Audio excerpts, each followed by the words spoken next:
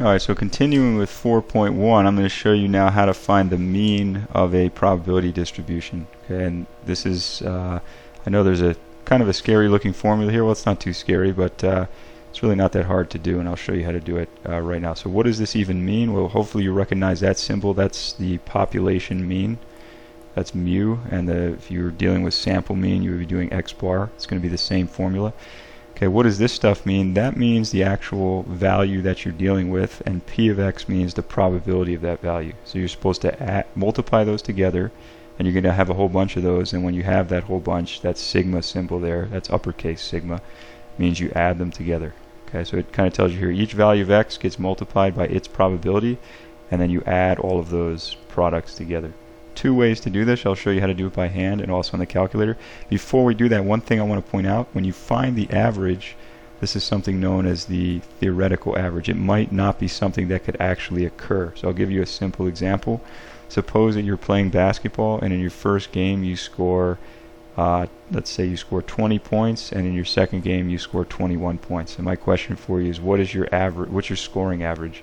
And the answer is you add them together and you divide by 2, and you get this number right here. Now, for those who know basketball, you would know you can't score 20.5 points in a game. PPG means points per game. It's impossible to score 20.5 points. You have to score whole numbers.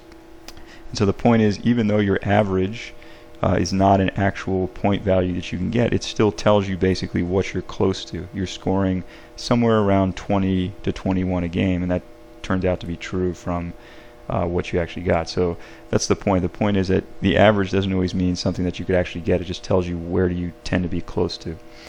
Alright, so here are the two ways to do it. Let's do it using the formula first, and then afterwards I will show you how to do this on the calculator. So here's the same passive-aggressive personality test from before. 16% of the people scored a 1, 22% scored a 2, and so on. So what does this formula mean right here? It means I'm going to make another column right here where we just multiply these together, because that's what this means right here. So x times p of x, 1 times 0.16 would be 0.16. X times p of x, 2 times 0.22 would be 0.44. This one is 0.84, this is 0.8, and this is 0.7.